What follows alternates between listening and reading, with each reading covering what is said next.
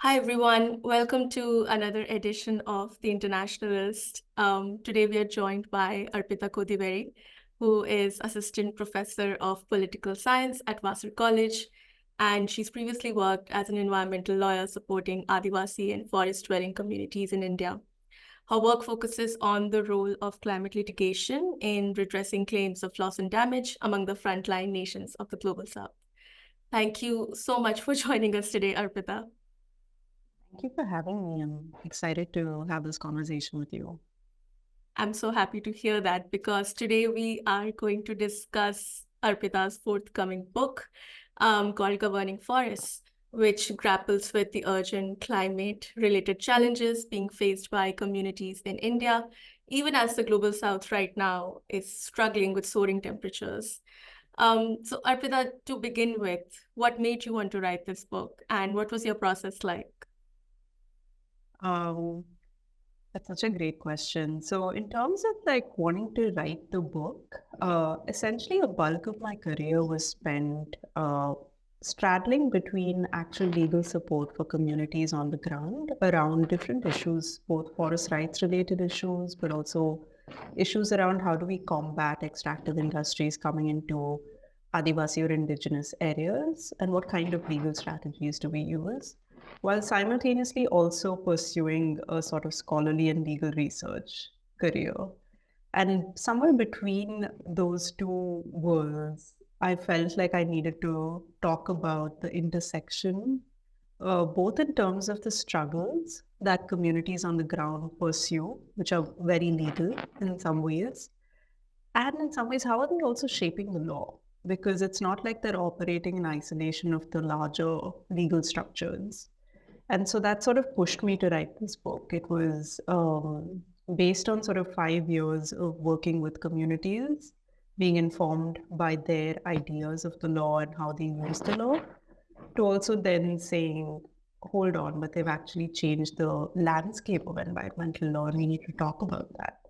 All while we see that there have been many challenges against Adivasi rights, which I can obviously speak to in greater detail later. So the process also was a bit ad hoc in that sense. I'm sure like every writer has different ways in which they talk about their books. But for me, it's kind of been a combination of reflecting on my legal practice and then having the opportunity to do a PhD where I could solidify some of those research questions that came from there. So overall, I think the book took like a good 7 years to write, and it happened in phases. And so I've tried to now sort of stitch together all those stories to try and give a more coherent narrative around forest law and what it means both for communities but also for lawyers. And I'm glad you said that because as I was reading your book, I really love the fact that a lot of the book was your conversations with people who've been working in the field, people who belong to forest dwelling communities, and you were trying to sort of grapple, just look at their struggles, but at the same time also grapple with what's happening worldwide and see how you can sort of bring these two together in a way you can have a restorative justice process for the communities as well as, try and mitigate what's happening to our climate today. And while reading that, one of the questions that arose for me was about the way India's governance system has been Mm. taking out these initiatives like afforestation programs. And, meanwhile, they're also doing coal mining. Meanwhile, they're also Mm. mining for uranium, right?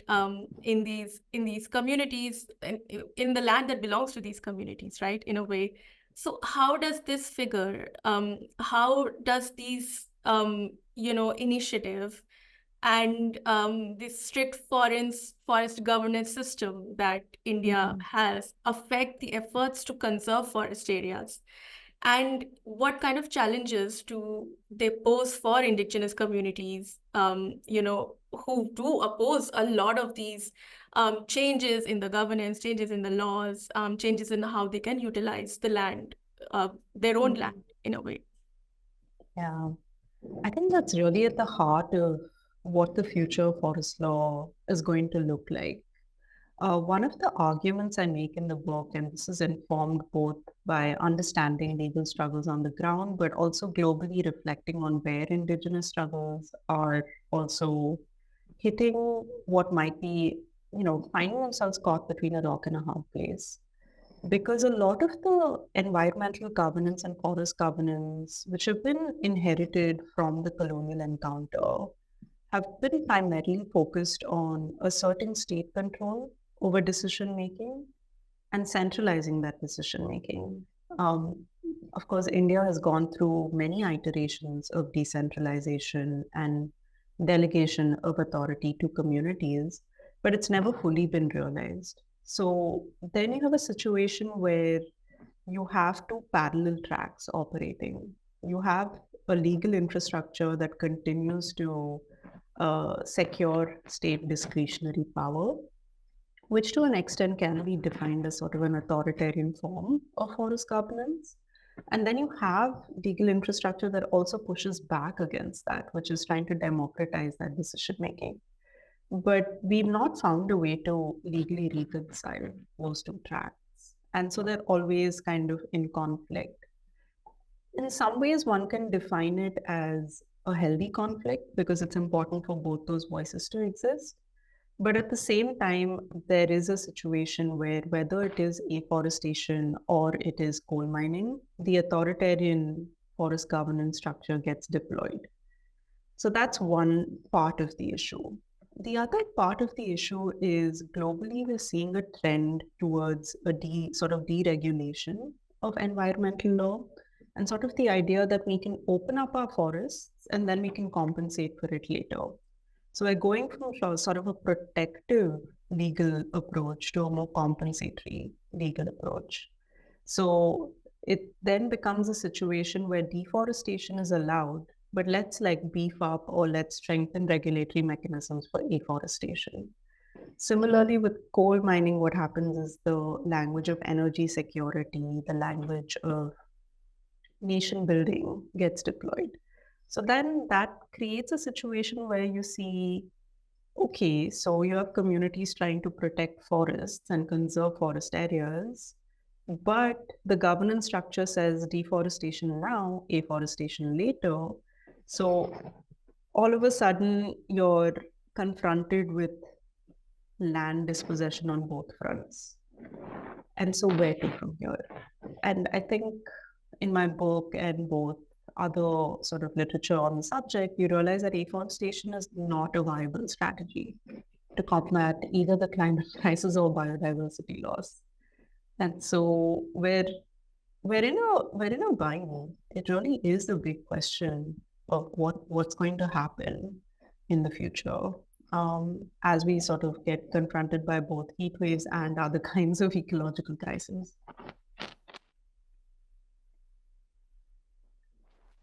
And just to add to what you said about, you know, the whole deforestation also gets shrouded under, oh, this is nation building. You do see that a lot when government tries to make a case for building new nuclear plants, right? And of course, they're going to pollute the environment. There's wastewater that comes out of nuclear plant, which is highly toxic. There is uranium mining, like I mentioned. Um, and I mean, Tamil Nadu saw a huge movement a couple of years ago where the fishermen wanted to protect their coastline from getting polluted. Um, and I often see these communities on the margins trying to protect their lands. You mentioned about how upper caste communities do co-opt certain strategies of, under oh, these are our sacred lands. And then you also mentioned the Una lynching incident. I was wondering if you could sort of speak a little bit about these two, Una lynching incident and the Brahmin environmentalization. And could you speak to them, highlighting how it sort of centralizes anti-caste struggles? And what can we learn, from these struggles about addressing caste-based discrimination and promoting redistributive justice? Now, thank you for that question. I think there is sort of one of the issues that I struggled with in my own exploration of this area of work and also engaging with social movements was the caste question was invisible. And I'm a Brahmin myself, so there's obviously a lot of inherited invisibilization that I probably produce in the world and move in the world with. That it took being in the Sariska Forest Reserve, where I was working with communities there on forest rights issues, to see how the sacred groves became a area that excluded the Dalit communities. And I was quite curious because I was sort of looking at this little kid trying to come into the Dev Bani, which is the sacred grove, and was immediately asked to go out. And that was one incident. And then the second incident was in when I did fieldwork in Uttar Pradesh, that the village was fully segregated. So you had Dalit communities living completely on the other side of the forest area. So those instances were sort of illuminating and making me realize that the forest is not, socially isolated from caste-based discrimination. And it sounds like such a naive thing, right? Like, why would one assume that? But the social movements I was embedded in were built on those assumptions. There were instances when I was researching caste-based discrimination in forest areas where researchers would say, oh, it's a problem of geography. You have Dalits who are mostly in the plains, they're never in the hills. It never even reaches the forest area. So it was kind of this notion of like indigenous societies and Adivasi communities being fully egalitarian. But the reality, of course, is much more complicated than that.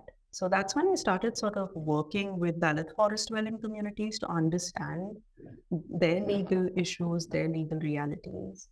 And it was them who brought up what was conceptually identified as Brahmanical environmentalism, where they mentioned how the structures of caste also determine what happens in forest areas. So, for instance, Dalit communities, by virtue of their caste, are denied the right to property ownership and land ownership. And that basis of discrimination was very visible in forest areas. So that's sort of the social aspect of it. But then the law cements that. So the Forest Rights Act, which was supposed to come in and become, and I know there are multiple interpretations of that law, but it was supposed to come in and recognize some aspect of tenurial security or some kind of land rights security for communities. It allows for the scheduled tribes to immediately get access to that right. But what they call the other traditional forest dwellers have to provide evidence of having lived and depended on those forests for 75 years. And these are communities who've been displaced. These are communities who've not really maintained that kind of record. So the evidentiary threshold is just so high. And so then you have a lot of the Dalit communities having to struggle to be able to access those rights. And so essentially, you're again in a situation where they're denied land rights. And so that was one way in which they would talk about how Dalit voices were not equally, you could say, heard by social movements and equally addressed by the legislature and other drafters of the law. Like I was going through documents on the drafting of the Forest Rights Act, and there was probably one or two instances where the idea of scheduled caste in forest areas even came up. And so, in some ways, Brahmanical environmentalism talks about the Dalit exclusion. And I'm not the first person to talk about it. There are great scholars like Mukul Sharma, and now there's exciting work happening around the invisibilization of caste in environmental issues.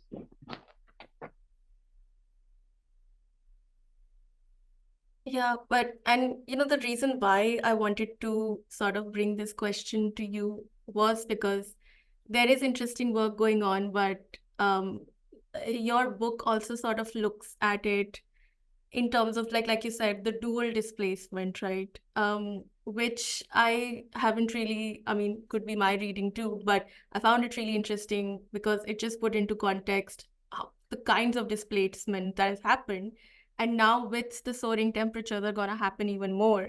I mean, right now, I mean, I'm in Delhi and it's already so hot. It's crossing 40, 42 degrees, and it's only going to get worse from here. And I'm just wondering, for communities with very little access to resources, that picture of displacement is gonna just get even more worse. And and I know you've talked about this a little bit in the article that you wrote for the Internationalist a couple of months ago, where you sort of were talking about how law can intervene in such a case, in these kinds of displacements, what law can do. And I was just hoping that you could sort of talk about it, in a more global and also in a more local sense, just based off your findings, what you've seen in the landscape of environmental law and these intersections between struggles for forest rights and climate crisis. So today, for all the environmental lawyers watching this interview, and if you had to sort of send a message to them about any kind of transformative approaches that they can adopt, and that centers the concerns and aspirations, I think, of forest dwelling communities, what's the message that you would like to send to them? Such an opportunity. I think before I get to the message, I'm just going to segue from my previous response, just to sort of frame how do we even understand justice in these contexts. So you'd mentioned the Una lynching incident, and I think that's an important starting point for this conversation. Because during that incident, the basis for it was because they were assumed to have killed the holy cow. And what they were actually doing was, their traditional occupation. But the basis of that movement very rightfully shifted to saying, Gai ki pooch aap rakho, hame hamari zameen do. So you can keep the cow's tail, but give us our land, right? So there is one aspect that I think environmental justice hasn't necessarily grappled with enough, which is the redistributive justice question. How do the imperatives of conservation, the imperatives of protecting these areas actually become a source of redistributive justice for the communities who are dependent on it? And I think India, in some ways, and many have spoken to this, has been a pioneer of that discourse, right? It's always said it's about ecology with equity. How do we really bring them together? And the Forest Rights Act, in some ways, was a legal experiment that tried to realize that legally. So, but while all of this is happening and we haven't really reconciled the issue of redistributive justice, we are confronted with another threat, which is rising authoritarianism globally. And many people look at the rise of authoritarianism, again, rightfully so, as democratic backsliding, infringement of fundamental rights, etc. But there's an anti-green element to it, which is complete dilution of environmental laws. You can see this with Bolsonaro when the Amazon became a free-for-all. So we have a situation where it's this interesting or sad coming together of authoritarianism, which is allowing for more deforestation. Right? In the Indian context, we've sort of seen amendments being brought to the Forest Conservation Act, which is a primary legislation for protection of forest areas. So I think then when you have those two kind of big questions which remain unaddressed, and you have communities on the ground constantly pushing back and constantly innovating. The message I would like to give environmental lawyers is to not just acknowledge all of these tensions, but to work with communities on the ground in terms of how are they thinking, how are they strategizing through these tensions. Because for many of us, we think of rising authoritarianism as a trend. It's kind of, we say what about democracy? But if you go to a lot of the Adivasi areas, the state has been authoritarian despite the change in governments because of the authoritarian forest government.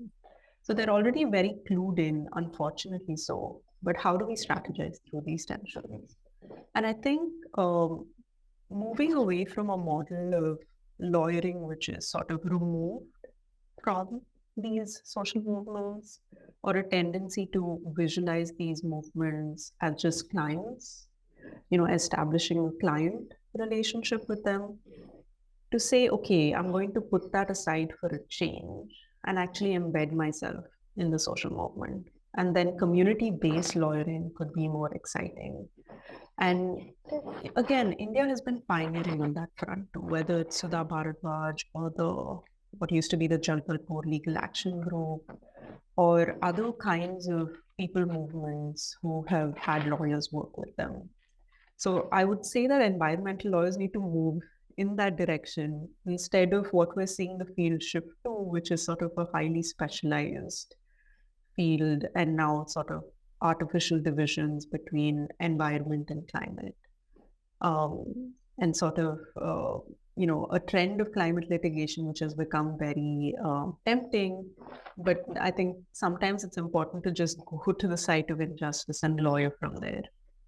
So that would be my message. And also that none of these struggles or movements operate in isolation. And I think most environmental lawyers will have seen that. But again, sort of the siloing of a biodiversity case from what it might do for climate jurisprudence may not be the holistic approach that we should be going for. So there's one which is an ethical ask, which is that's lawyer from below, and the second is more of a strategic ask, which is let's not fragment the question. Let's look at it as one big whole. And that's very well put, I think. And also gives me a lot to think about, in terms of how I've engaged with the book, and all just these questions that just came up while I was reading. What can law do? What can we do as individuals also, uh, to help communities, help our own forests? For now, what we can do the most, I think, is just not stop talking about it. I think there's a whole lot of conversation that needs to be had about just the way forward from here without really alienating anyone, right? The way forward cannot be exclusionary. And I think you also make that point in your book. So thank you very much for sharing your insights with us today. And it was just so glad to get your thoughts on things that were just questions in my head a few days ago. I think those, especially the questions, I think really go to the heart of what the book is trying to do, which is just give you ways to think about the crisis, but in a way that you mentioned that it doesn't exclude, but how do we consider all of these voices together? Yeah, and I also think, I know you also said this in the book, that law has to be more intersectional than it's often seen, has to be more multidimensional than it's often seen as. And that's also, I think, an important point when we do talk about climate capitalism, when we talk about climate activism today. And yeah, environmental lawyers are, in a way, going to be at the forefront of helping us sort of make sense of our dwindling environmental concern today. So, yeah. And before we close off, I would like to remind our readers to subscribe to The Internationalist and tell their friends about us. And the more people that subscribe, the more that we are able to produce more conversations like this. So thank you, everyone, and goodbye.